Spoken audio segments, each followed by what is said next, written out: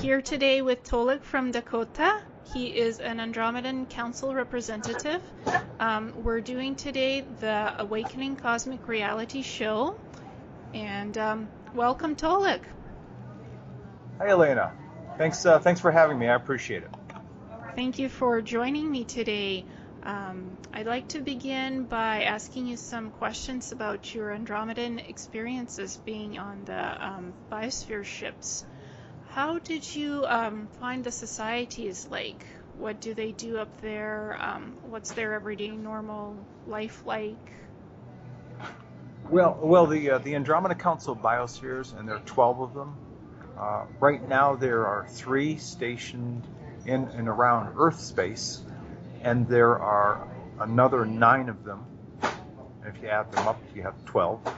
So there are 9 of them on the outer part of our solar system, protecting the Sol system, the Sol star system, and all of its planets.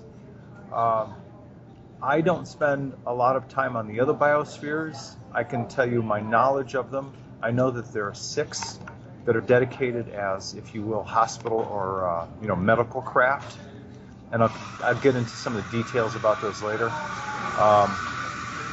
Mostly, I'm on the primary Andromeda Council biosphere, and as I've discussed with other people before, it's a place which is much like an intergalactic, interdimensional, interplanetary UN.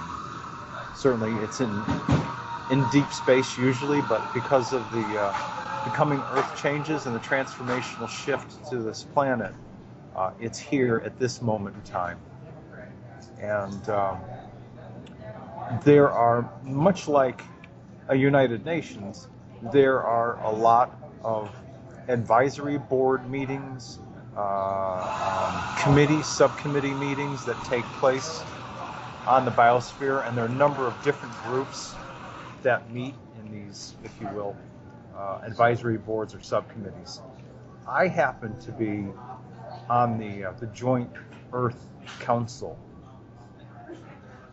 subcommittee, and that particular subcommittee is responsible. There are, like, I think, about 10 or 12 of us.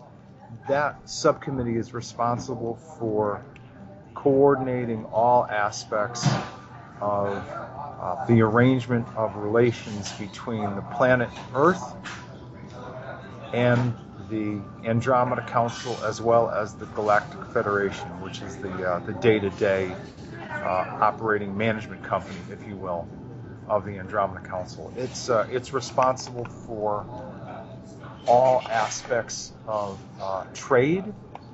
Now, right now I'm talking about the Galactic Federation. It's responsible for all aspects of trade, cooperative protocols having to do with exchange of resources on a planet-by-planet basis, products and services that are provided, different cultural activities, including music, concerts, societal exchange of diplomats, educational systems. There's all sorts of things that the Galactic Federation facilitates on a planet-by-planet basis. So, why is this relevant? Well, it's relevant because after a lot of the Earth changes have happened on this planet, and there is the moment when this planet transforms and becomes a higher dimensional world, there will be a period of, as we calculate time today, there will be a period of about, I want to say, 10 to 12 years of adjustment, evolution, growth. And when the collective societies of planet Earth get to a place when they are peaceful, that planet Earth collectively and singly as a world is no longer a warring planet, that is most likely the moment when the Andromeda Council and the Galactic Federation will extend membership capability to people of planet Earth. And with membership in the Andromeda Council comes membership in the Galactic Federation. So I'm Happy to follow. Happy to answer any follow-up questions to this. So go ahead. So, are the Andromedans planning to come down with some of their representatives to hopefully soon teach us about the real history of the universe and of Earth? Would you say, is there a plan for that at some time, maybe a Oh, years down the road or a few years down the road? yes, certainly. And we've talked about this before. Um, just for people who are new to this concept of who and what the Andromeda Council is, in short, it's an intergalactic, interstellar, interplanetary United Nations, if you will.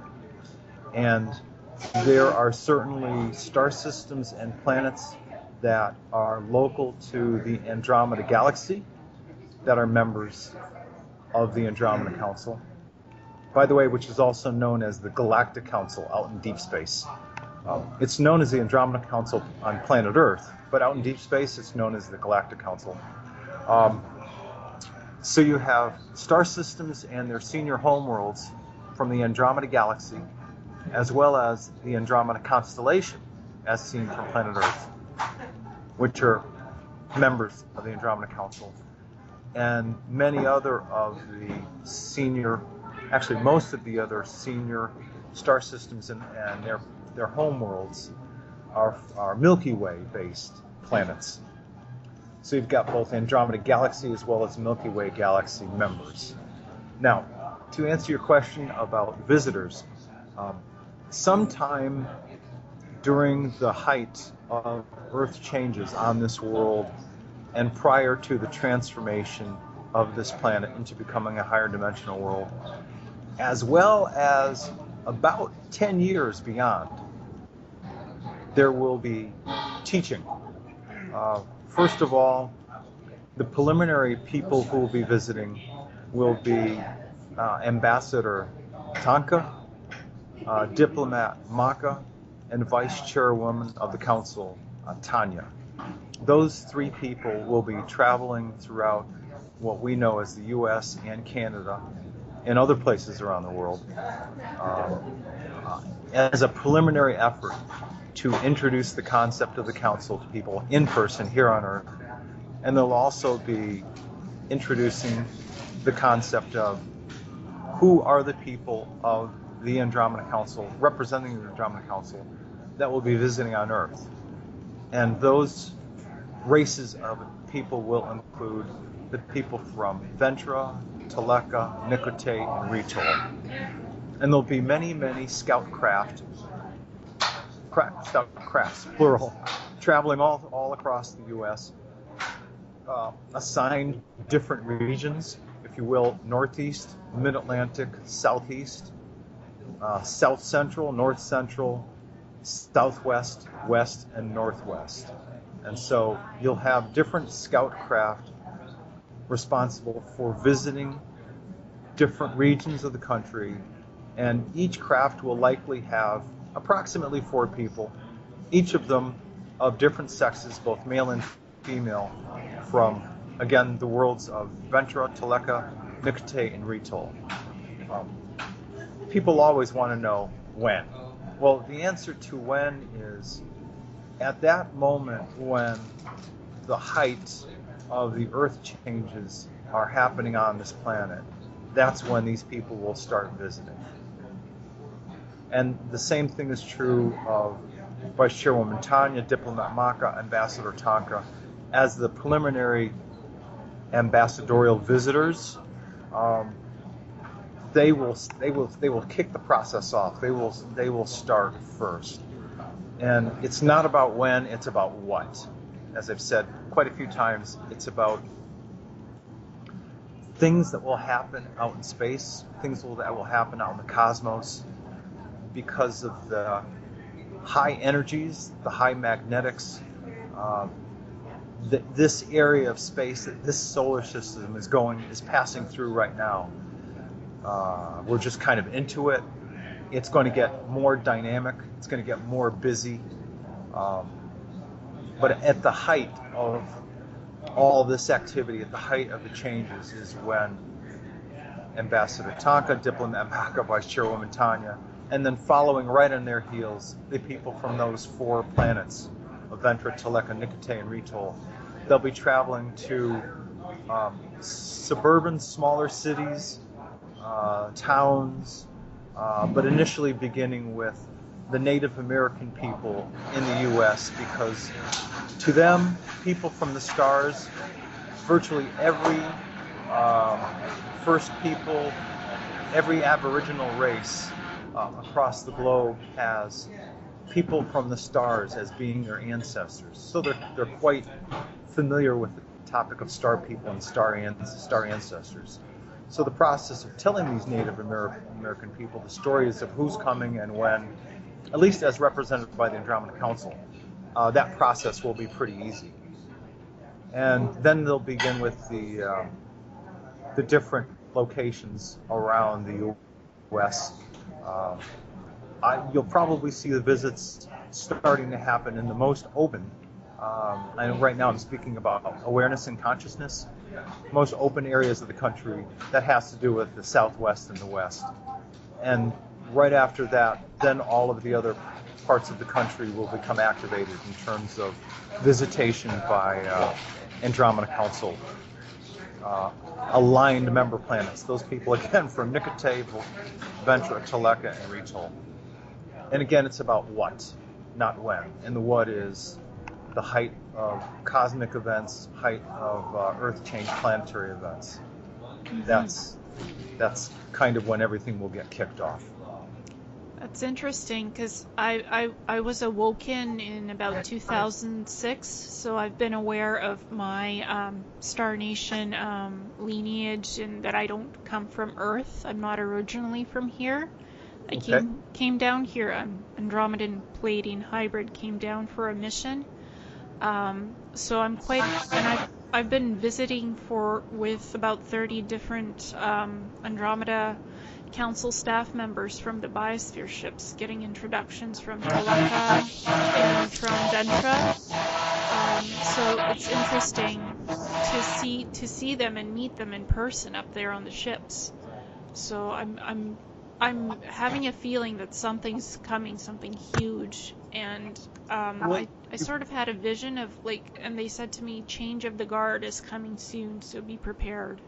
Yeah, you make a very good point.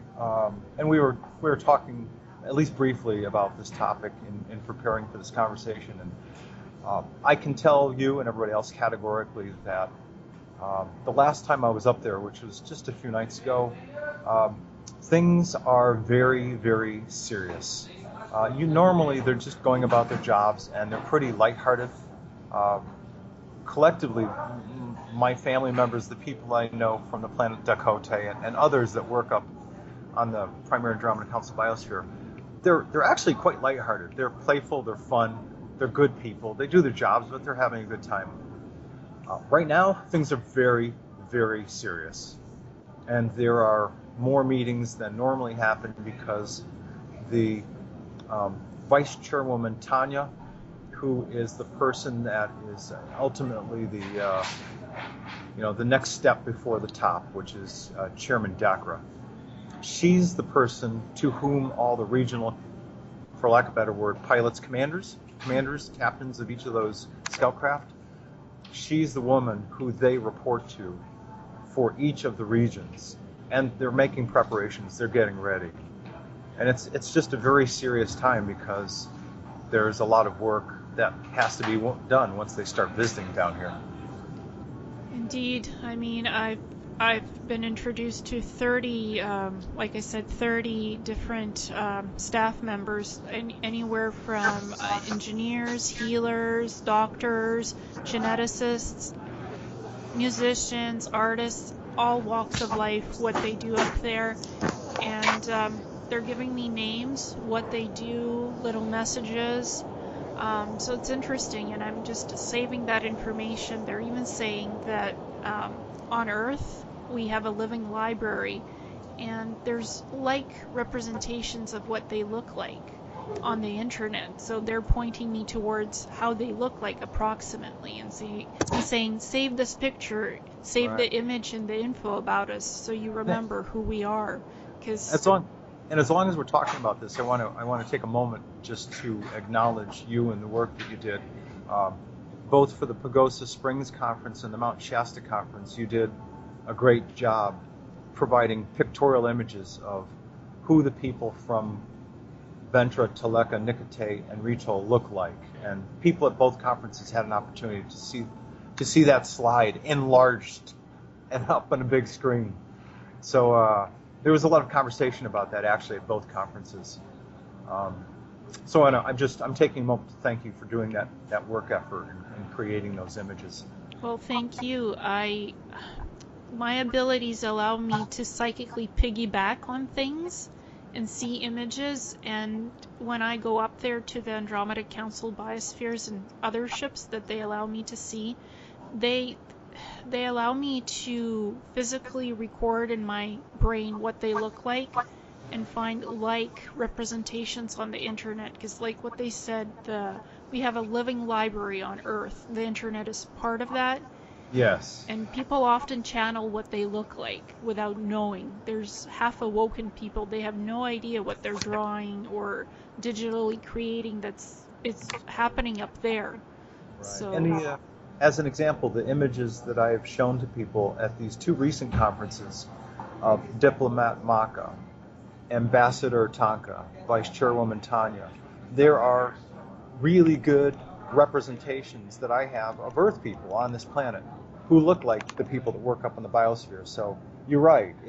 You get to a place where you know that you know, and trying to find an image of someone who closely resembles someone that's working up on the biosphere is something that's real. And it just helps the whole educational process. yes, indeed. I mean, of the 30 that I met, the staff members, they all have a representation of what they look like. They have these interesting skin pigmentations on their faces, and makeup artists have been able to replicate that in when they do makeup for people. And they say, well, I look like that. That's my representation. Please save this to your files and keep it so you know us when we come down, when we're here on Earth. Yeah, it's well, again, the digital representations that you augmented so that those images would better represent who they look like. Again, people from Ventra, Tolec, Dakote, and Ritol. You did a great job. And Thank you. I purposely left that slide up on the screen for a while so that people could absorb those images and say, okay, well, this person, she's got light green skin and bobbed ears. She comes from this planet. And the people with mocha color skin comes from another planet. So it was helpful. It was helpful. Yes, I even found myself when I was dressing for some spiritual event, I wore this long blue sweater type dress, and I had a sort of like a robe cover, and I looked like I was wearing Spock robes, white and blue. So, and then Tanya said, "Oh, those are your colors, you know. You should do that more often." Yeah, I've seen Vice Chairwoman Tanya wear sort of a Grecian gown kind of robe when she is at like formal events, not work situations, but formal events, and that's certainly something consistent with the kind of thing that you'll see up on the Andromeda Council biospheres, as they have both, their work dress as well as their formal and informal clothing. Yes. Yeah. Definitely. I wanted to ask you about the food replicators, and in terms of preparing food, it's of interest to me because personally, I'm fine with doing cooking and cleaning, but that's not my favorite thing to do. And I asked Tanya about it. I spoke to her, and she said, well, on the ships, as you may have noticed, we have food replicators that can do some food dishes. If you're not having a huge party, like, it could replicate your food on an everyday basis. For bigger things, you go to the galley and order the food from the chef for big events. and they have cleaning bots, so you don't really clean the dust and the dirt. It cleans itself. You still pick up after yourself your clothing on the ships. So what's your take on that? How, when you're up there, how do you see that stuff? I know I see it in one way, maybe you see it in a different way. Well, they don't need to eat, but they do eat from time to time just because of the social aspect. Just keep in mind when we're talking about the higher dimensions, and that's anything from 4D, 5D. These people are made of fine essence matter, light energy, and so consequently, the food intake, whatever they decide to, for lack of better words, eat or ingest, it's energy based. And they don't need to eat a lot. Matter of fact, they could just ingest liquids. They get a lot of their energy from the internal sun source that's inside the biosphere. Moreover, they don't sleep a lot. They'll get maybe 2.5 hours of kind of nap time. 3 would be a lot on an average daily basis. There's as I've said to Ray Kostelanich before, I introduced the concept of a pub, if you will, like an English-Irish kind of pub with pizza place inside. I showed them, because I was looking at the web, I showed them what an English and or Irish pub looked like. I introduced the concept of a pizza parlor inside that pub. Dartboards, pool tables, ping pong. And so there is now a pub with a pizza parlor and all of those kinds of activities on every Andromeda Council biosphere for the officers as well as the crew members and the families. I don't think that's the case on the hospital ships, and we can talk more about that, but certainly on the other 6 biospheres, they all have restaurants, pubs with pizza places. They haven't quite nailed the flavors yet, but they'll get there. Because again, keep in mind they're using light energy as a source to create food. Exactly, and I'm finding myself, I can't eat most human food anymore because my body's changing. It wants to change into that original genetic blueprint of the blue Andromedan Palladian hybrid, 6'4" tall female. The body is vibrating. I feel like something's crawling under my skin. It's interesting, and I can't eat most human food anymore. Well, you're touching on a good point. I was speaking with Sherry up in Montana about this topic recently. She is going through a transmutation process. Her bones, her cartilage, her ribs are starting to disappear. Her tailbone is starting to disappear because she's chosen this method to basically deteriorate her physical organic self as she becomes a higher dimensional person. And she's heard from other people who are going through the process as well. But to get back on the topic of food, she's eating less and less and less. Just doesn't need to eat a lot. It's part of the change process. Yes, exactly. And I've noticed places are selling healthy food, and then a couple of months down the road, the healthy food disappears. It's not sold anymore in the food stores without gluten or something like that, because I can't eat anything gluten. So I'm having to find food substitutes all the time because the good stuff disappears. The clean food disappears.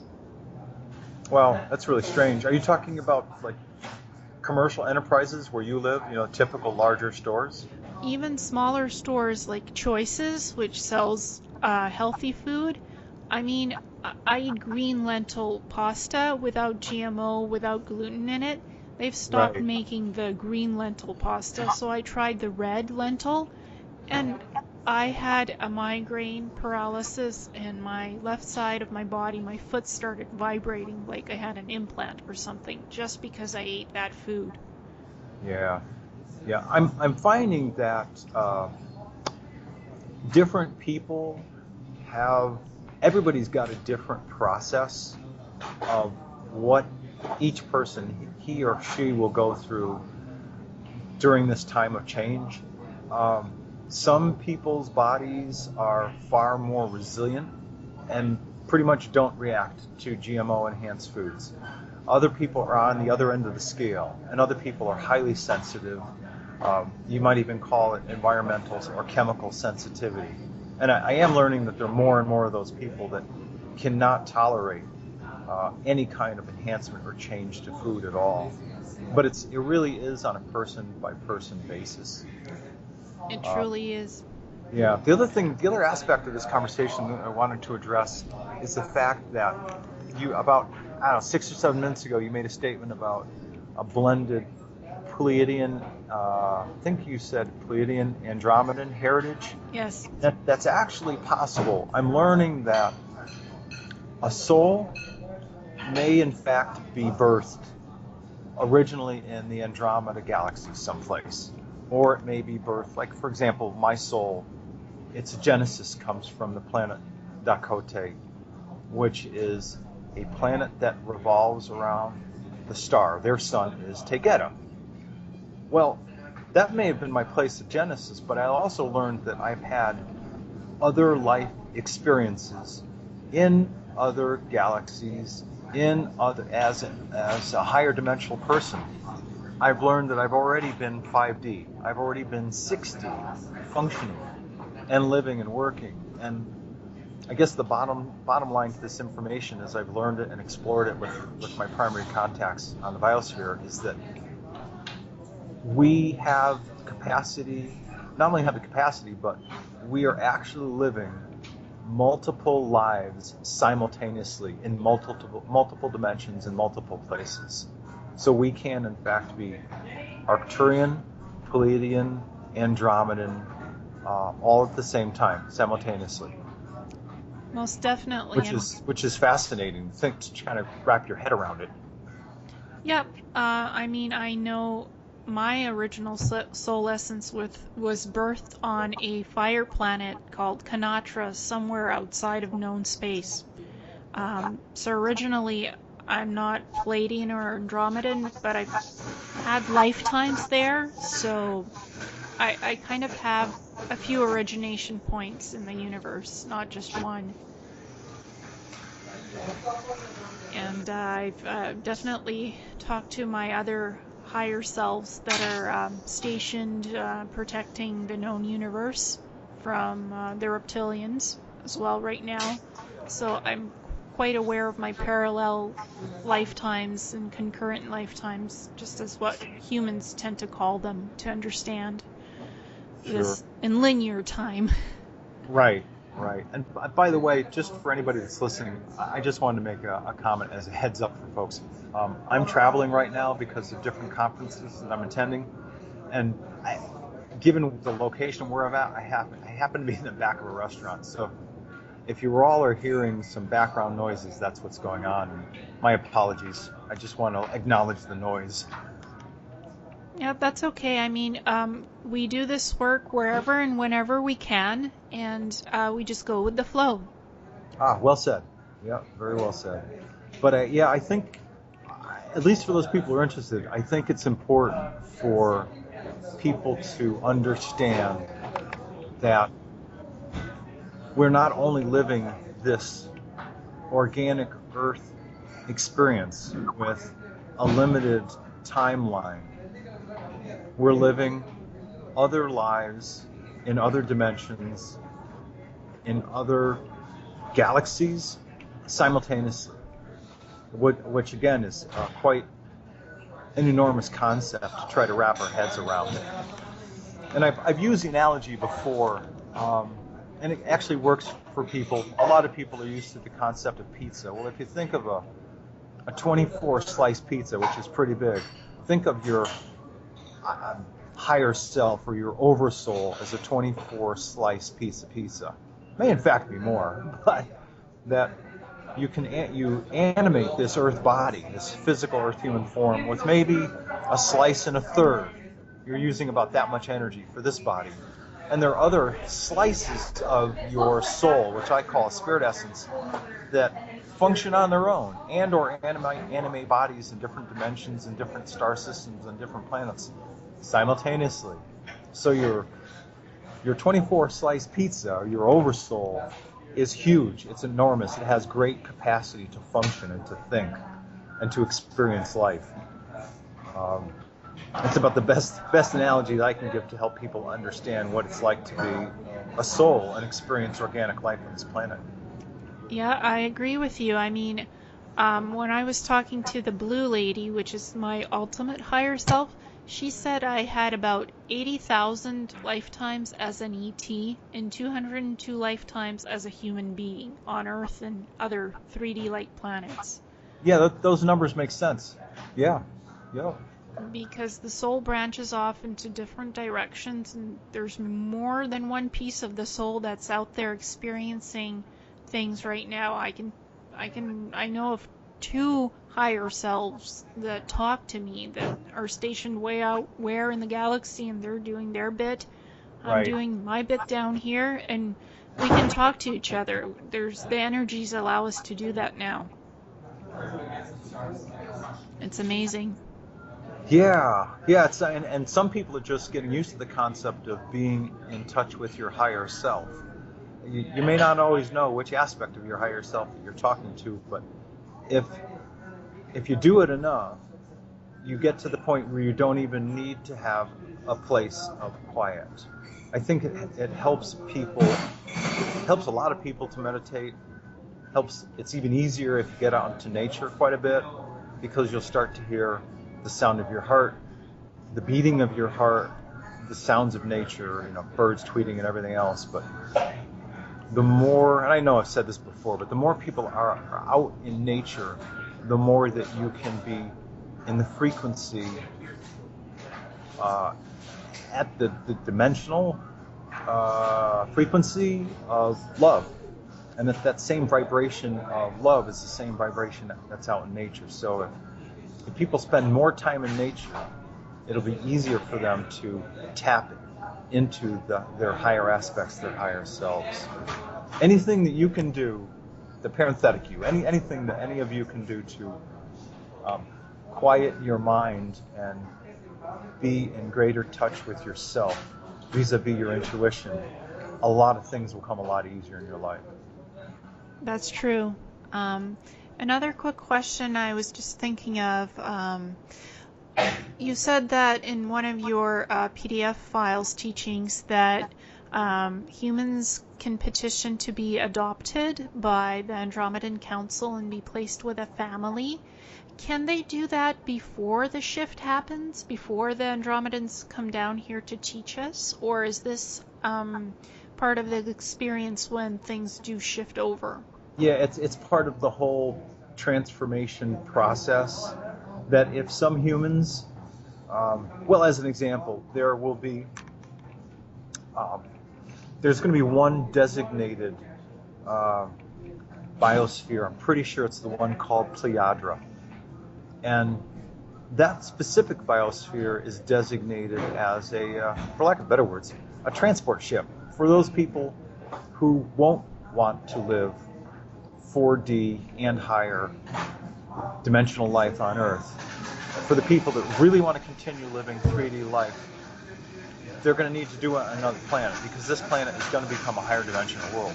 And so those people, in essence, can hop a ride and travel on this biosphere to a virgin Earth-like world.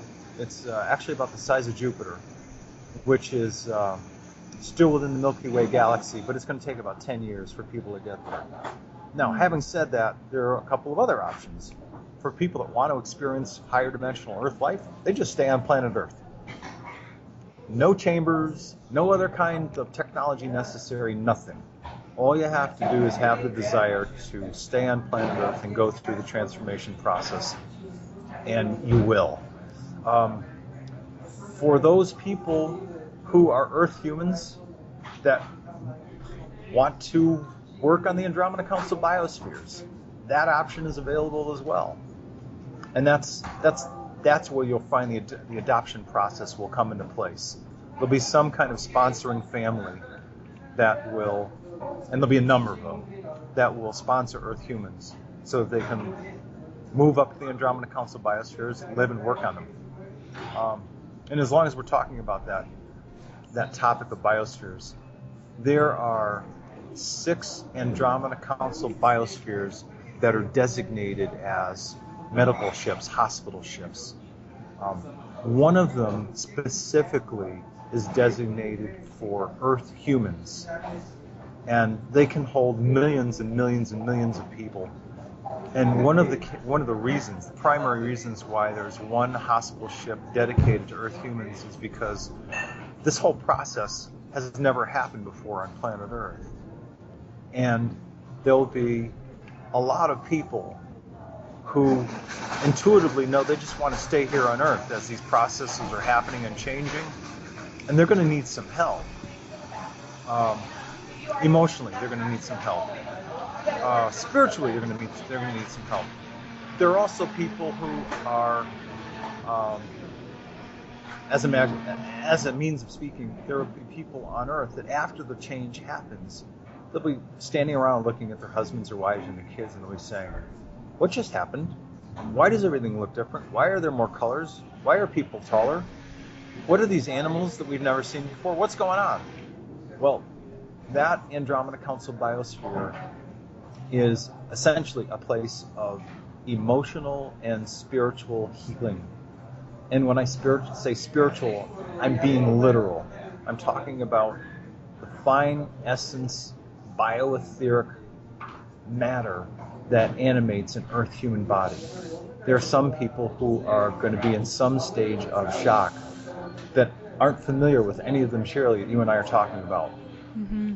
For those people that are, for lack of better words, suffering that kind of shock to their system, there is color, light, and sound therapy that is available and will be available for those people up on this one specific biosphere that is designated to help Earth humans make the transformation process and make the transition easier from 3D organic human to higher dimensional human. What about the humans that are ready for this right now, that are experiencing these changes, like right now, going through them? Can they go up on the biosphere ship to the hospital ship and get the healing now, or do they have to wait, do you think? No, they've got to wait until the actual the height of the cosmic activity, the height of Earth changes. That's when all of that activity will start kicking in gear. Yes. Well, I mean, for me, it's kicking its gear right now. It's doing it to me now. So I'm gonna help myself go through. I feel like I need to go through this change right now. I cannot wait longer. So I'm gonna do something interesting and try it out and see how it works for me. Sure. Yeah, there are, like I said, there are other people like Sherry up in Montana and others that I've talked to that their bodies are already transmuted. Yes. And so I don't know exactly what that process is like for them, other than the actual lessening, the deterioration of cartilage and bone and muscle and everything else. It's going to be an interesting process as it continues to evolve, certainly for everybody on this planet. Some faster, some slower. Yeah. For me, it's fast because I have to, when I'm out in public, I have to wear dark glasses because I can't adjust to the lighting anymore, to the fluorescents that are everywhere. You have other questions? Yes. How was your Mount Shasta conference experience? How was that like, the energies? The first Mount Shasta conference was great. There were, I want to say, overall, at least a couple hundred people, maybe more. It was held in a camping area close to Mount Shasta. There were campsites. There was I think like if you will, like a docent's cabin, and then there was also a cabin for the speakers, for some of the speakers. I stayed in a private home. Myself and Alex Collier stayed in a private home down in Mount Shasta City, which was an enjoyable experience. I enjoyed it. I had a great time. It was I've attended conferences before, going back into the early '90s, and a lot of them they're held in um, hotels and motels and conference centers. And this experience was just a real joy because we were up close to Mount Shasta. We were in the pine trees, fresh air. The first couple of days there was some smoke because of some fires that were close by, but it's cleared out on the third day. Um, I met Michael Sala because I was housed with Alex Collier. He and I spent some time together. I met some great people. It was a great experience. It really was. And the people that attended the conference were very nice. I was very well received. I spoke on Friday. I spoke for about an hour and 45 minutes, and I was well received during the time that I spoke. And on the last day of the conference, there was a panel discussion with myself, Michael Sala, Alex Collier, Ted Marr, James Gilliand, and a few others. It was just a great experience. It was nice to be out in the fresh air, up in the pine trees, as compared to in a conference center someplace. I can tell you that there were a lot of people. There were a couple of authorized campfire areas, people with their smartphones and iPhones and iPads taking photographs. There were photos of campfires and people and balls of light orbs everywhere. I mean, the photos that people took were saturated with images of balls of light orbs, otherwise known as fifth dimensional people. Mm-hmm. They simply shrink their energy forms down into little balls of light, and they come and visit, and they experience, the high energy of that conference, and that was certainly a high energy conference. And as long as we're on the topic of Mount Shasta, I will be speaking. 12 days from now on October the 17th at the 2015 Higher Dimensional Shift Conference in Mount Shasta. I'll be speaking. Joe Mara will be speaking. It's Dr. Joe Mara. He had his own internet radio show, Guiding Light. Victoria Vives, who's a shamanic healer, and Cedar Moss, who's a intuitive and shamanic healer and counselor as well. And there's a flyer for that conference up on the Andromeda Council website for anybody that's interested in attending. They can go read about the information, purchase tickets there, and everything else. So I feel kind of blessed to be able to do two conferences in the Mount Shasta area this year. It's an incredible area. There's certainly some high energy and high vibrations up in this area. Very good. I had another quick question for you. Have you been feeling any changes? Everybody's been hearing About Wave X and all of the lovely energies, the electromagnetic energies that are gamma ray energies coming in. Has that impacted you in any way? And people have been asking, is Tolec going to ascend and disappear off the Earth? So what are your experiences like with that? And are you ready to go, or do you want to stay here? It's an interesting question. It's one I'm happy to answer. I'll start at the beginning.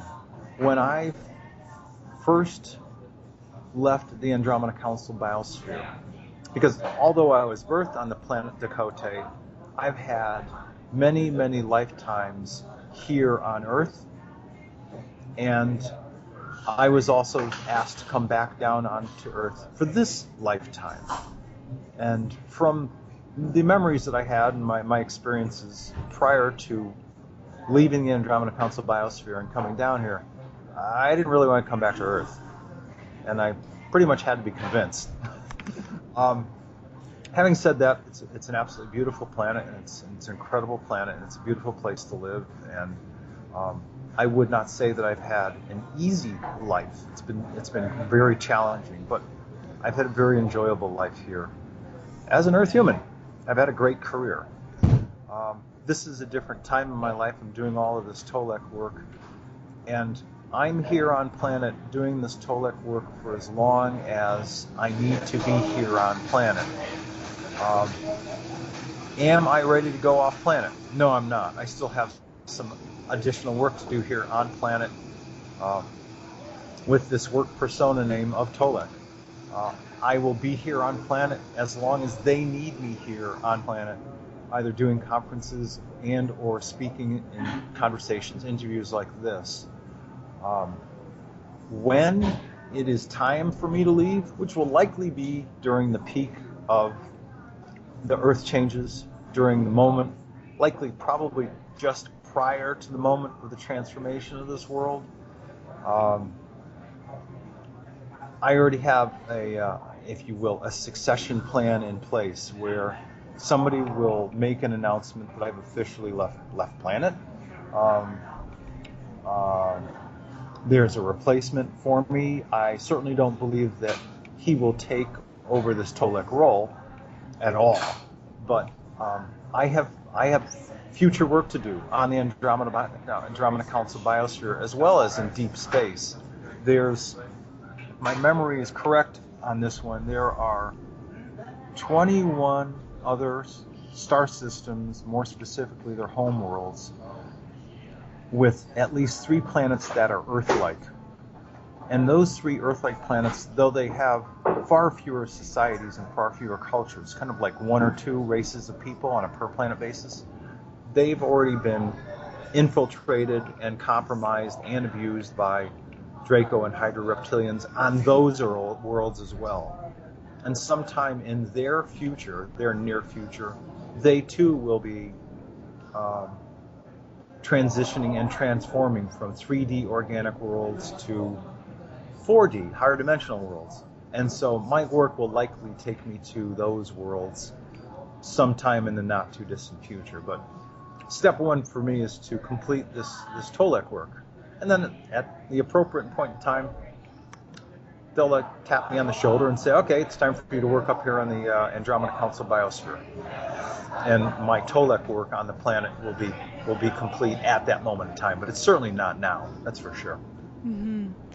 Well, I have a feeling I'll be leaving as well when the time is up for me here when my work is finished. Yeah, and physically, this body, I'm fine. I'm not experiencing any issues at all, other than the normal tweaks and squeaks of the normal aging process. I'm fine. This is a very healthy body, so I personally am not experiencing any large or medium swings up and down in energy or mood at all. I'm very, very balanced. So any of the energies that are coming out onto this planet, for the most part, aren't affecting me. But that's just me. Everybody's different. For sure. I mean, all people go through their growth stages at their own time in their own place. Oh, absolutely. Yeah, without question. It's not a one-size-fit-all. It's different sizes, different genetic structures. Because we have so many visitors on Earth, so many different races here experiencing Earth life. So for everyone it is different and in their own time. Yep, absolutely, without a doubt. There's no date stamp on this. It's going to happen when it'll happen. Yeah, well said. Yeah, and yeah, there is no date stamp, as you said, and it's not about when. I've been told categorically it is about what, and the what has to do with deep space cosmic events that will transpire, that will affect this planet, and they will trigger events to happen, physical events to happen down here on Earth. Yes, I mean, physical events are happening already to people. Their bodies are degrading and changing. They can't eat human foods anymore. I mean, they're literally changing into a different blueprint, genetic blueprint. And it sometimes for some people, for me, I eat healthier now. Sometimes I just need to find different food and experiment with it to see how it works. Yeah. Well, the events that I'm referencing are planetary Earth change events. People are certainly experiencing what they're experiencing, but I know there are a lot of people concerned about massive traumatic Earth changes in different timelines. That was certainly a possibility and probability. Will there still be Earth changes on this planet based on what I've been told? Yes, there will be. But they've been mitigated, and they will be mitigated to some degree by the people of the Andromeda Council and other good ET races that are helping to mitigate and lessen the impact of Earth changes. Well, I mean, all of this scare tactics, that an asteroid will hit us, an earthquake will destroy us, it's all designed in the media to scare people into fear factoring, which, if you don't look at it that way, it's not going to happen that way. It's your perception, too, that creates these outcomes and timelines. Well, I'm glad you're bringing this topic up from this perspective because, at least for me, for Mark Kimmel and other people, if you look at this topic from a 3D perspective, not you specifically, the parenthetical you, people out there, they could easily get angry, they could get upset, they could feel threatened that their way of life is about to change. I have never suggested or said that an asteroid will hit this planet. Is it likely we'll have a flyby? Sure, it's likely, it's possible. But this topic is not about what will or will not happen. I'm addressing this topic of consciousness from an awareness and consciousness perspective, which is, are you being a 3D person who is choosing to live in fear of change? Are you a 3D organic human who is in fear of or concerned about losing his or her Earth human body? Those are possible realities, but as I've said many times, the Earth human body that you use as, if you will, an avatar to make your way around in this really short life of 55, 65, 75, 80 years, even 15 or 20 years, whatever the lifespan is, that lifespan of your organic body is infinitesimally small compared to the thousands and thousands of years of life that you live as a higher dimensional human. If you're on this planet and you're living a 4D or 5D awareness, a 4D or 5D consciousness, you're not going to be concerned about whether you lose this body or not. You're just not, because your body is not the definition of who you are. The loss of the Earth body is not the end of the human soul. No, it's not. I mean, I'm not afraid of death. I'm actually... No, I'm not saying you. I'm yeah, just saying in general. All the people out there. Yeah, I mean, for me, and as an example, sometimes I'm afraid to live than to die. I'm not afraid to die because I know I won't die. My soul is eternal. It never dies, really. Yeah. That's just everything that I've learned indicates that we are so much more than these Earth human bodies that live relatively speaking, a really, really short lifetime. Whether it's 8, 12, 15 years or 75, 80 years. It's just like the snap of a finger compared to the totality of your higher dimensional self. Exactly, and we choose to experience what we want to experience, and we come down to planets to do that as well, not just missions. It's about experiencing something new, something interesting, and adding that to our toolkit of abilities. Yeah, and it's a process becoming, and I know a lot of people use these words, but I don't think that they truly understand what they mean.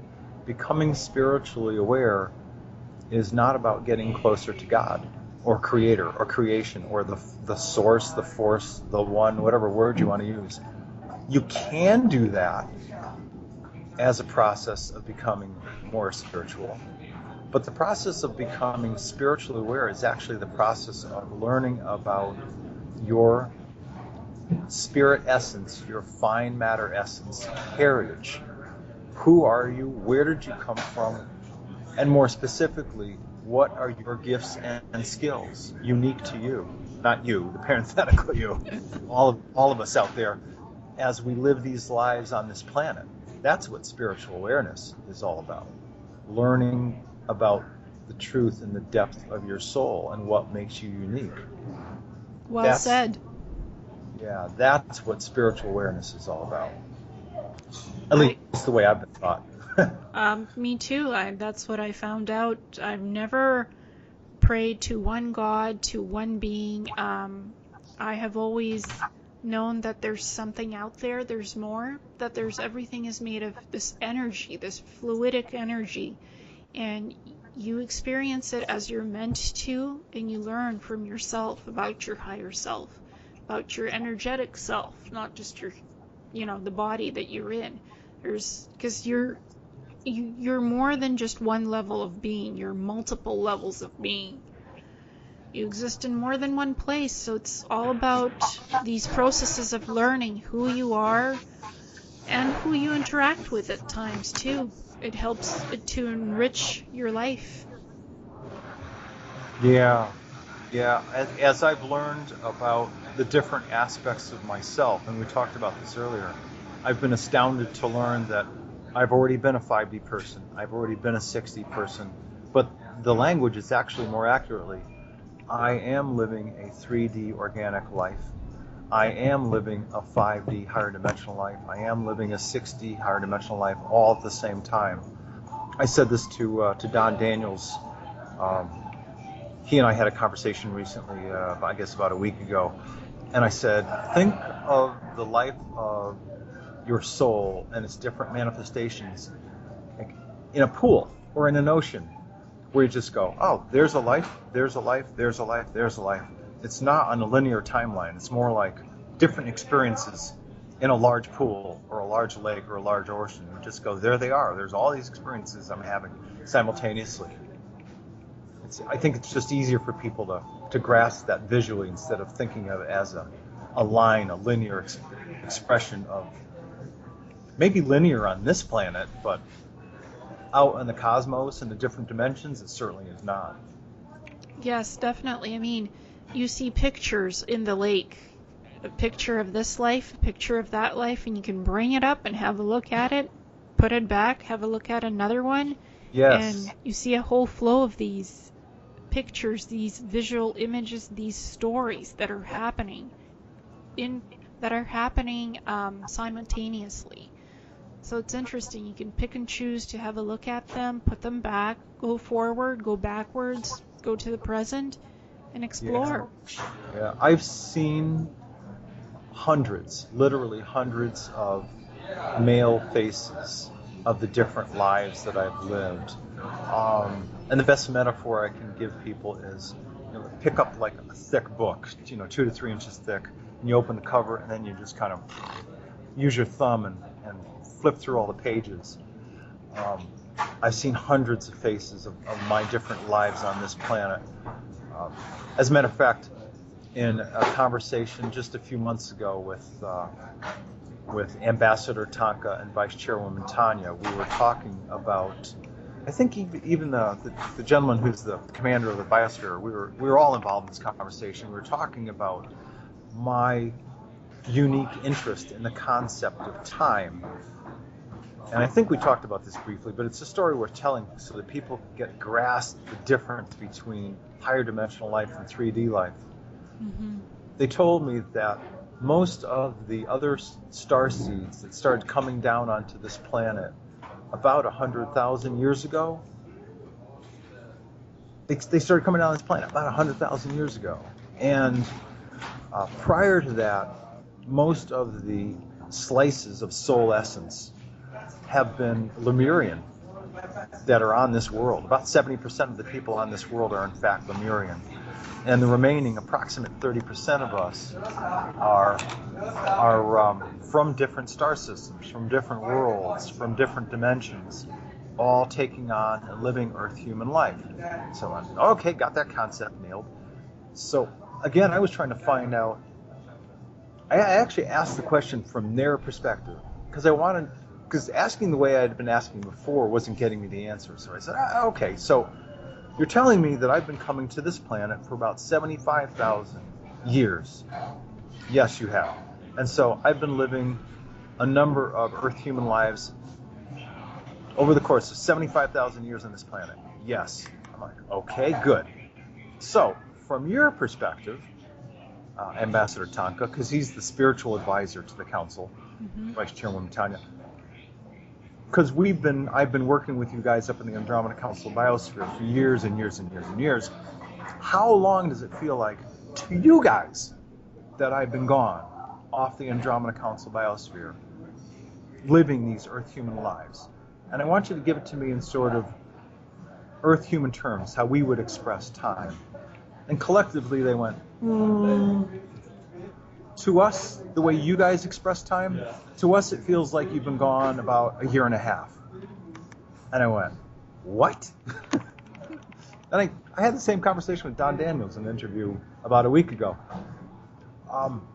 I was just blown away by the fact that I've been coming down to this planet for about 75,000 years, living a number of Earth lives. And to them, to these upper 4D, 5D humans living on Andromeda Council biospheres, to them it feels like I've been gone about a year and a half. That will tell people how different, for lack of better words, the calculation of time is for a higher dimensional human as compared to an Earth human. It's astounding. Absolutely astounding. Yep, I agree with you. I mean, I've been the Star Traveler, which is a guardian, protector, peacekeeper, negotiator, whatever it needs to be, in female form for about 2 billion years. I just chose to be that one being for 2 billion years. And I just experienced life as that higher dimensional being. Because it didn't make sense for me to branch off at that time to other soul bits and pieces of myself. I was complete as that, and that is what I was. Okay. And then I met my soulmate, and she came down to Earth. She chose to go and help Earth, and she was stuck here for 2 billion years in cryostasis by the Greys. Well, long story. I won't go into it in this conversation, but I decided to leave that that life as that one being to come down to Earth to help her, to help rescue her. So I needed to be human for that to happen. I needed to be physically born in a human body to do that work. So here I am. She's been rescued. She's off on Ventra right now, and she's Andromedan. She's fully Andromedan, blue-skinned Andromedan woman, very beautiful with long blonde hair, luminescent blue skin. And she's on Ventra. I'm here on Earth, and I still have my stuff here to do. And I speak to her still, so it's like infinite. Yeah, it's there's an amazing number of people like myself, like you, and others who are very conscious of the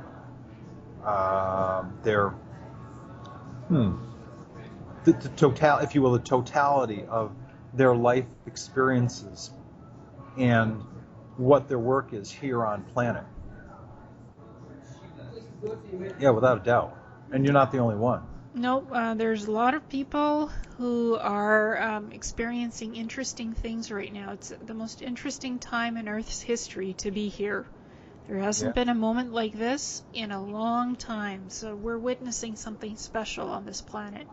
Oh yeah, absolutely. My contacts have told me that the transformation of this world from a 3D organic world into a higher dimensional world with a new energy source at the core of this planet called SAR, which came in on 12/21/12. That's unprecedented. It's never happened before. Let me try it this way. There has been and continues to be evolutionary changes within the frequency spectrum of higher dimensional worlds, quite a bit. But it's the first time that an organic world will be transforming into becoming a higher dimensional fine essence matter world. Completely unprecedented, never happened before. Can you give me a moment, say about 30 or 40 seconds? Sure. Okay.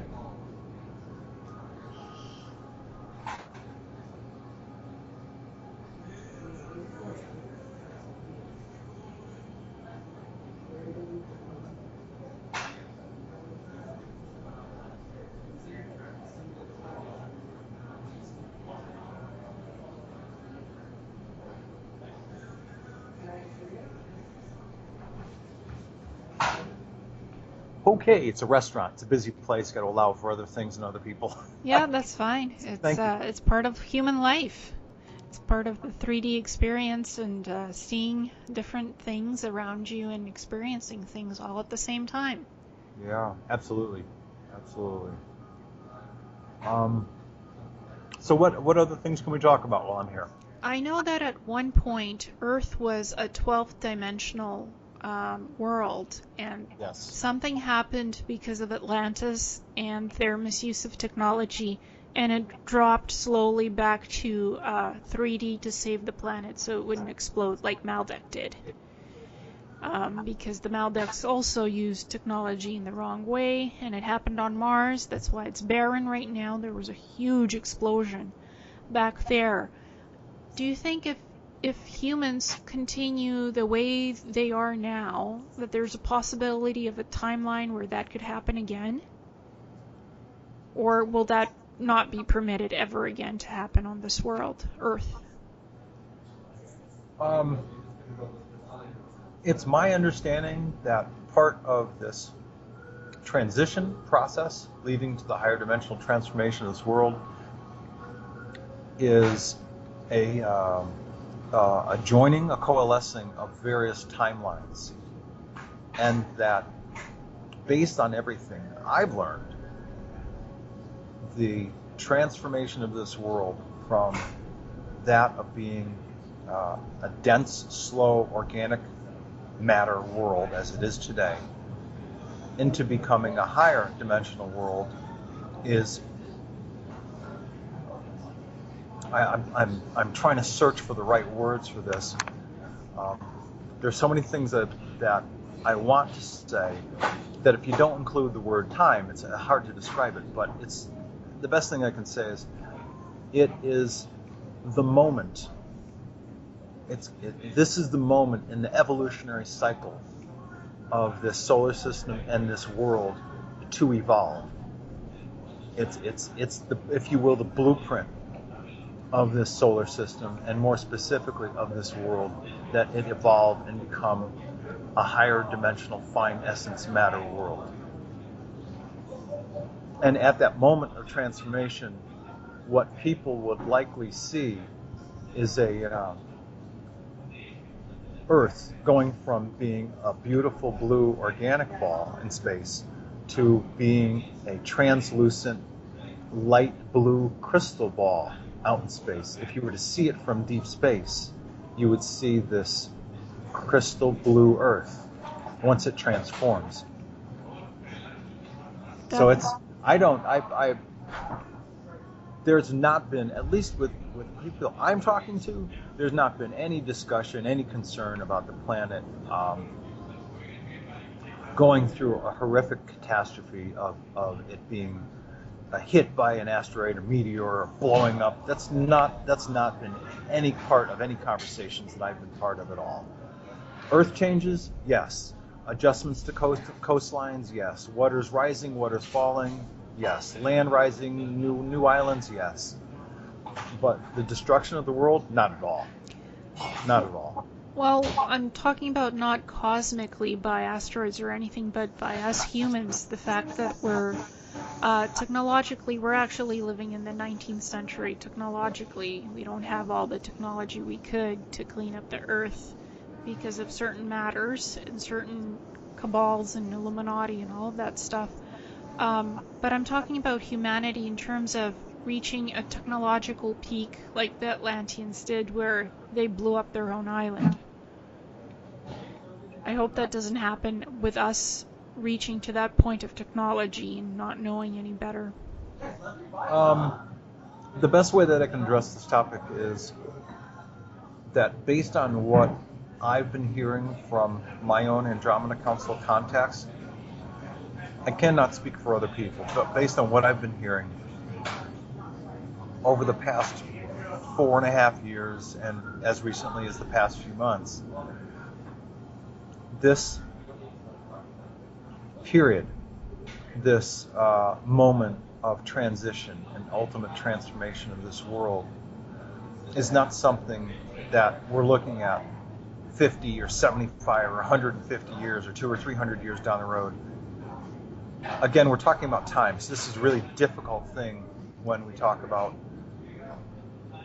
how higher dimensional people calculate the experience of their lives. What they do is they look at not only experience their lives, but as they observe cosmic events, it's about the observation of cosmic events that tell them what's going to happen on this planet and to this planet. And based on what I know today, we're looking at probably a period of a year and a half, a couple of years, 2.5 years, something like that, in terms of in terms of time frame, whereby this world will transform. The frequency, the natural frequency of this world, and the human resonance in every way that you can possibly describe in this world, luminescence, magnetism, etc. As a matter of fact, as far back as 2004, and then recently 2010, I believe, scientists from the Russian Academy of Space Sciences indicated that data that they have based on a number of different categories, resonant frequency, luminosity, magnetism, volcanism, which is volcanoes, weather, that as far back as 2004, they were recording significant changes, not only on planet Earth, but on many, many other planets throughout this solar system. This is a period of change. And it's just, this is what it is. Period. It's an era of change. It's a moment of change. I just don't want to use the word time, but so we're going through a transformative period. And so what I'm also saying is, I don't believe, based on everything that I've heard, including recently, that we're looking 15 or 20 years down the road for this moment of transformation. I think we're looking at the use of a year and a half, 2 years, 2.5 years of the point in time when we reach that moment of transformative change. Now, having said all of that, I'm going to add a caveat, which is things change in space. Things change in people's lives, but they also change in space. Conditions change. So we'll just have to, for those of us who are interested in this information, we just watch, we observe, we experience, we're going to experience, whatever choices that we make, and whatever happens to planet Earth will happen when it happens. Would you think this change would also happen on the Moon and Mars? Because I know there are beings on the Moon. There's humans on the Moon from Earth, and as well as on Mars. They're doing their thing with technology. They have a few bases up there. Do you think that'll change as well? That this Earth change will impact them too? Yeah, the Moon, as people call it, is an artificial ball. It's you could call it a biosphere if you want to, but not really. It was manufactured. It does not help this planet. Basically, it's going to be busted up. It's going to be busted up in pieces, and it's going to be hauled away, and it's going to be disposed of. My understanding of what will take place on this planet includes magnetic pole changes. The magnetic north moves to the bottom of the planet. The magnetic south moves to the top of the planet. The crust will go through some shifting. But sometime during the peak of all of those Earth changes, I've been told that the Moon itself will be busted up into pieces and be hauled away. And who's ever on those bases is going to do what they're going to need to do. Yeah. Well, I mean, there's people on Mars that are trapped that have been taken against their will from Earth. They've been experimented. I've remote viewed this. They have 20 bases, and these are humans from Earth who are advanced in technology, and they trade with God knows who, with civilizations. I hope that this change that happens to Earth also reaches Mars to help that planet, because it's occupied. Mars is occupied. Yeah. I can tell you, in fact, that any of the large-scale reptilian bases that were operating on Mars' moon, Phobos, that were also operating on the backside of the moon. The large-scale reptilian bases that were operating in all three places have been taken out, and they were taken out, a year and a half, 2 years ago. Yeah, but there's still humans The operating their own bases. the other operations, yeah, yes, yeah, there are other bases, other operations that are happening with, American, Canadian, British, German, Israeli, and on and on and on. Russian. Matter of fact, if you talk to Andy Basiago or Alfred Weber, Randy Kramer, and others, they will tell you about the different bases. The ICC Mining Corporation that's doing their thing on Mars. Oh yes, they're not just doing mining; yeah, they're doing other things. Yeah, those are organic ET operations. Organic ET, organic human operations in cooperation with Americans and Russians and Germans and everybody else. And I don't have any knowledge of the kind of things that Randy Kramer and this gentleman, Good ETXG, Corey Good's talking about. A couple of people have asked me a couple of questions, but he only knows what he knows to the extent that it's been revealed to him. Information is segmented and compartmentalized. Yes. And I don't attend the meetings that he alleges that he attends. So I can't, and I don't have deep knowledge about what he talks about. Yeah, I just tend to stay away from those type of people because they have their own stuff and we do our own stuff. But I did go on Mars and I did check up on the ICC, and they're not doing very nice things to people. I don't want to go into detail what goes on there because it's a bit atrocious, but those guys, I hope they're cleaned up at some point because they're violating human rights laws beyond the scope of human rights laws. What's acceptable? Yeah. I know I said this before, but it was a while ago. The people of the Andromeda Council, and it's not only the people of the member planets of the Andromeda Council, but any races that are members of the Andromeda Council or the Galactic Federation, there's a set of guidelines and directives and protocols. And one of them is that, especially for a childlike, warring world, which Earth is, for the members of the Andromeda Council and the Galactic Federation, they do not intercede or get involved in Earth-human affairs, which means human to human.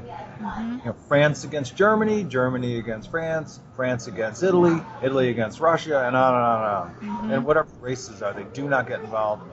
And the only times that they're getting involved during this contemporary era is when it has to do with the launching and or detonating of nuclear missiles. They are not allowing it. They're just, both the people from the Andromeda Council as well as other good ET races are not allowing that kind of activity because it harms, and not only harms planet Earth, but there's a ripple effect energetically out through space. And they're just not going to allow it. Well, good, because the ICC is making mass fusion bombs to nuke other cities on other planets. They're experimenting with this technology. They hope to launch. So, I mean, if those guys are up to something, if they try something, maybe they could be stopped from blowing things up with their advanced technology. They like to experiment with technology, that ICC, and their business. I mean, that's what I saw when I remote viewed it. I'm like, what? You guys can't launch this stuff. It destroys cities on other planets. That's what they were planning on. Sounds Atlantean in approach.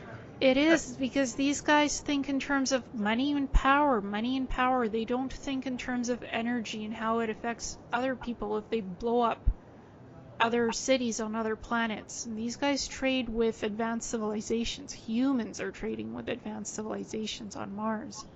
So, I mean, I hope these guys can't do any of that.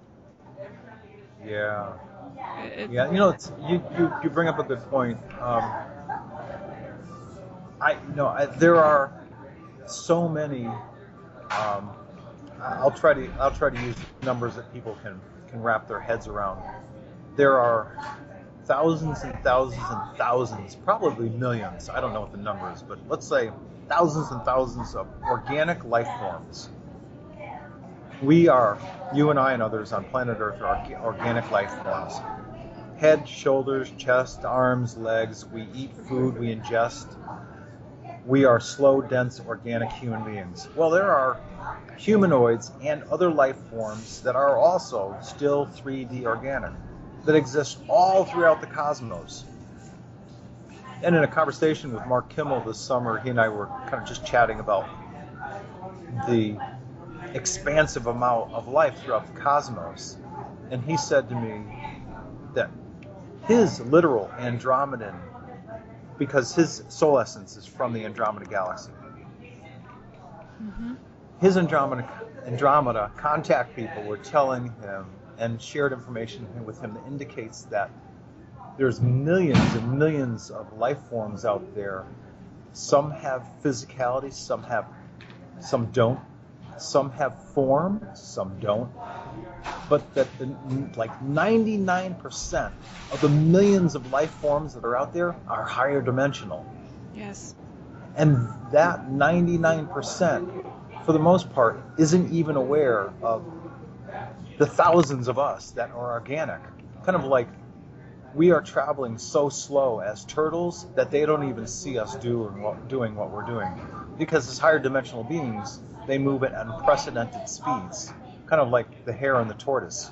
Yeah, and we don't see them because they're cloaked.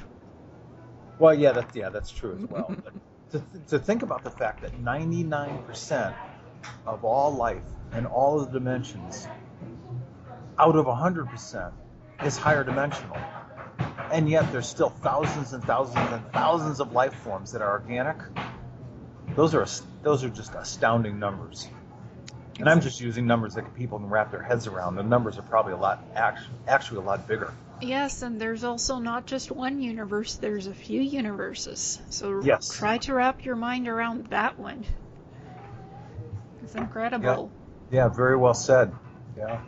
I mean, I was a 12th dimensional being called an L, and they live in a different universe. They don't have a human body, but they have the capability of getting one if they need one. So that's quite interesting.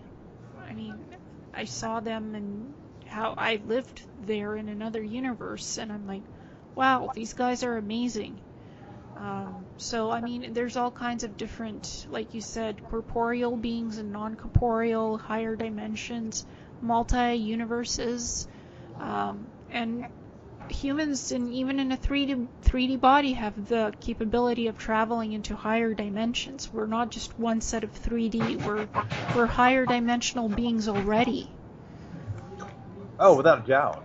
Yeah, and we can, when we are traveling and working as a higher dimensional person, if and when necessary, we can manifest a human organic body to go down to an organic planet, and we can create that humanoid body to make it look like whatever we want to.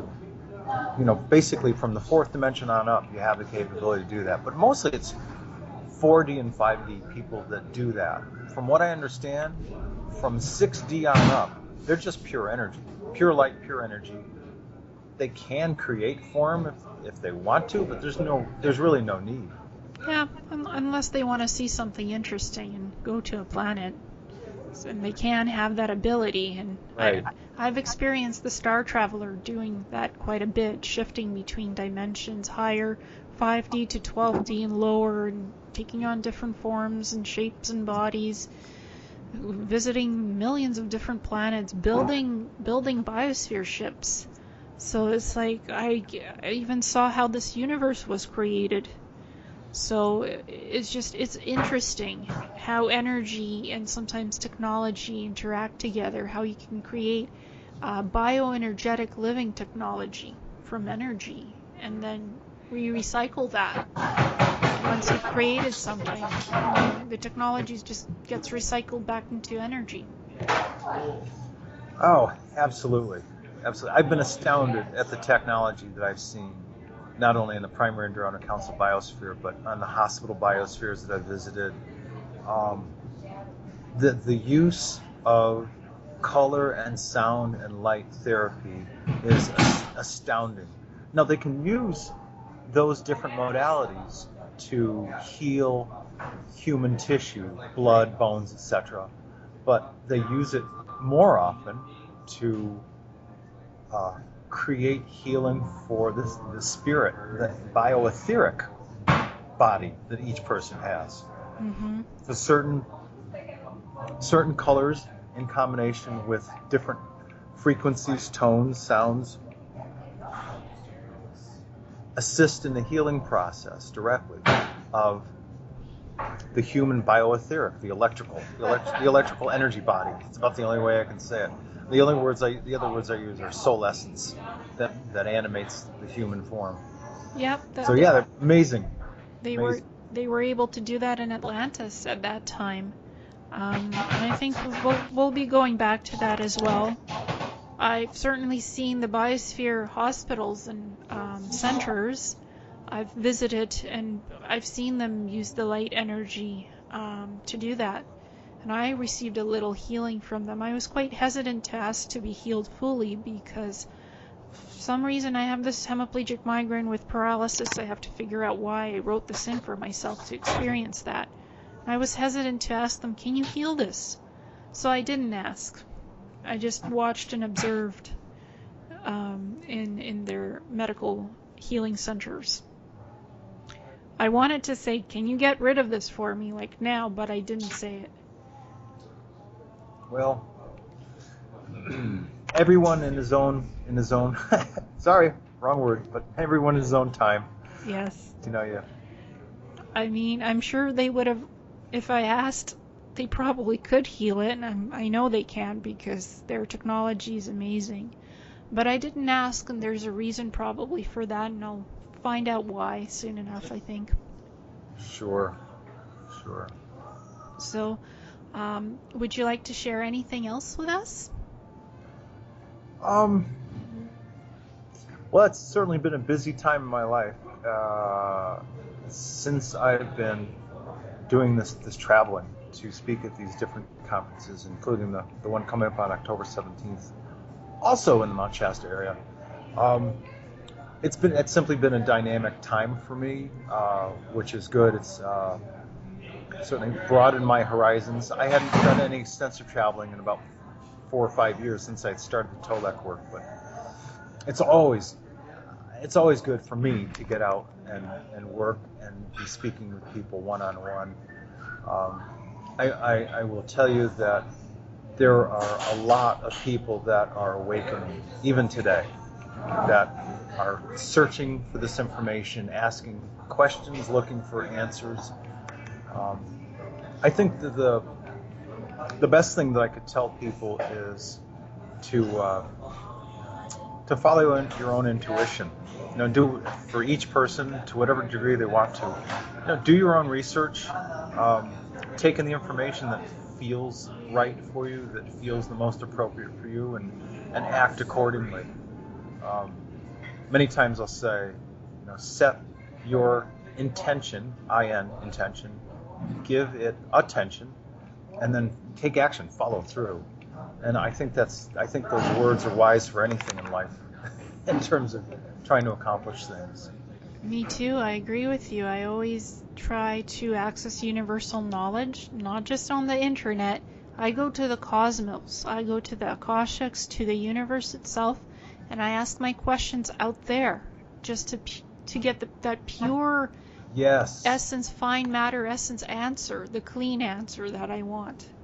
Yeah, you make a really good point. You can ask of your higher self and see what you get intuitively, but I'm amazed at how fast things manifest in my own life if I ask my own contacts, who I work with on the Andromeda Council. I'm human like everybody else. I don't always think to ask. And when I need help and when I ask for help, interestingly enough, especially at this time in my life, things are manifesting a lot faster than ever before. If my heart is pure and my desire is real, and it's, if you will, it's good for me, it doesn't bring harm to others, then things are manifesting pretty fast in my life. So the process of manifesting is absolutely real. But it takes intention, attention, takes desire, takes action. Yes, and positive thinking. Don't just, if it didn't happen today, it'll happen tomorrow. Just because it didn't happen in a certain time frame, it doesn't mean it won't happen, because it will. Yeah, very, very true. If it's for your highest good and you have pure positive thinking behind it from love in your heart, it'll come. Just might not be in a day or two, might be in a week or 5 months down the road, but it'll come, because if it's right for you, it'll be there for you. Very, very true. You're very accurate about that. I've asked to manifest huge things. I mean, I've asked and I've received it, and I'm still working on it. Well, as an example, as I've been seeking to grow the experiences in my life, which includes speaking at more conferences, I never thought that within a month and a half or a couple of months, I'd be back here in Mount Shasta speaking at another conference. I feel blessed to have a second opportunity. And it'll be a completely different group of people, and we're going to touch on some different topics. But, how does that go in the old school? Seek and you shall find. Exactly. So you want to find, you got to seek. I feel blessed to be coming back here a second time. Are you thinking of moving to Mount Shasta, perhaps? I may spend some time here again during the warm weather season when it comes up around the second time around, next spring or next summer, because having experienced this town, this community, it reminds me of Sedona back in the early 80s. Relatively undiscovered, a small downtown area, lots of new age, higher dimensional, if you will, crystal shops, Ayurvedic medicine, very much like Sedona was before it became highly commercialized. It's a beautiful area energetically. Mount Shasta as an area, the mountain itself is incredible. So I don't think I'd ever move here full time because I haven't lived in winters for years. But I may spend some more time here. Yeah, I got a feeling you'd be visiting a bit more. Probably. It's an amazing place, and all the spaceships you can see zipping in and out from the mountaintop. Well, not only that, but all the higher dimensional life forms that are already living here on planet. I get a sense that a bunch of them live in this area because of the naturally high vibration of this area. Yeah. And like I said, I saw all of those people's iPhones and cameras, digital cameras, and all the different orbs and balls of light in the photos. I was astounded to see the density and the numbers of those living energy beings that decide, that you can actually see. The camera lens can capture those things. The human eye is not that quick yet. It will be, but not yet. Yep. But the camera lens can capture it. Certainly the digital ones can. I mean, and there's this really beautiful harmonics crystal chamber right under Mount Shasta. Yes, I've heard. Yeah. People can just go in, and their lifespan is enhanced by 20 years. You look more youthful, and you're instantly healed. And that's not chambers that change you. It's just a healing. They're grown crystals. They're huge crystals that are natural and that are just there in that harmonics chamber to heal people. It doesn't change you on a ascension level. It just provides some natural healing from the earth. Wow. Yeah, this is a pretty incredible planet. Yep. And I mean, the Atlanteans knew a lot of good things, and they were good people. some were led astray, and hopefully we're on the right path as well, to more organic, natural living, so to speak. Yeah. Well, I've been, among the many things I've been taught that not only does this planet have its own evolutionary blueprint, but every star system, every galaxy has its own evolutionary blueprint and pattern. And this is our time of evolution, and hopefully as we are purged of the reptilians that have been abusing and manipulating humans, the more humans that evolve, the more evolved humans that decide that we no longer need to be manipulated or abused by anyone, including ourselves, that we no longer need to be a warlike planet, that this will be an incredible place to live. But change needs to happen, and Mother Earth is certainly ready for a change, without doubt. There's been years and years and years of toxicity, and so she's not going to stand for it. No, I'm ready for change. I'm ready to evolve my genetic blueprint, and I think I'm ready to do it on my own time schedule, like now. Well, I've heard this from some of the other women who I've been speaking with. Well, I mean, so you're certainly not alone. Yeah, my body's just saying, I want to transform, but I need some help here. Do you know how to activate this? Can you help me here? And I'm like, okay, well, I'm going to go and get something called quantum healing hypnosis, a technique created by Dolores Cannon. Yes, I've heard of it. It allows you to talk to your higher self and to find out what's up, where you're going, what you need, what you want, what you got to do. Yeah, and you're going to the right source. Your higher self will lead the way for you. Yep. So there's of all things, there's a song by the musician, the artist called Sting, and I forget all the words, but I'm going to paraphrase the if you will, the melody of the song. Mm-hmm. I think it's the title. Let your soul be your pilot. Very, very accurate words. And that also means let your intuition, let your higher self guide the way for you. Yep, and my higher self keeps buzzing me. Why aren't you that blue Andromedan Palladian hybrid yet? Get on it, woman. My higher self, she's a blue lady. She's blue, and she's very tall, and she's like, well, why aren't you transforming? Like, you're ready, go for it. That's your natural form. That would be your natural higher dimensional form. That light blue, 12-foot tall being. That makes a lot of sense. Not 12 feet, 6'4". I really don't want to be too tall. Otherwise, I need too tall for me. You can manifest whatever height you want. Don't worry about it. Exactly, and I'm getting the sense I'll be back and forth between Earth and other planets and Earth and delegating and negotiating. It's just. But it includes my body changing. I'll still keep my body. It's just going to be changed and different. Yeah. And I'm ready for it now because my shift is internal. It's happening now, so I'm ready to transform, literally. And whoever's not ready for me, that's okay. I understand. So we'll see what happens. I'm going to do my QHHT. My higher self told me it's going to be 4 hours. 52 questions, a lot of healing, a lot of resolutions. So, I'm going to change up some soul contracts, switch up some vows, make some new ones, and go from there. All right. Yeah, whatever processes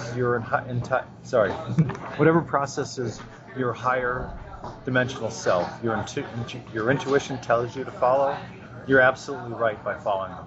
Well, I'm certainly going to see what the experience brings me and just enjoy. Wherever my life takes me, enjoy it. Yeah, absolutely accurate.